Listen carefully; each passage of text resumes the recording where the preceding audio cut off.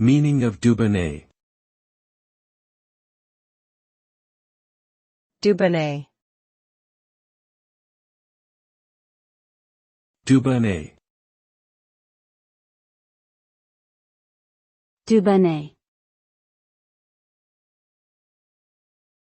Dubonnet. Dubonnet is a sweet, aromatized wine-based aperitif that was first produced in 1846.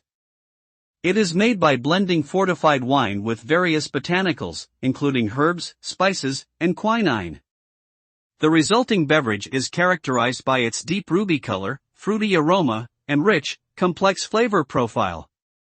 Dubonnet is commonly enjoyed as an aperitif, either neat or on the rocks, and can also be used as a mixer in cocktails like the Dubonnet cocktail or the Queen Elizabeth II, which features Dubonnet as one of its primary ingredients.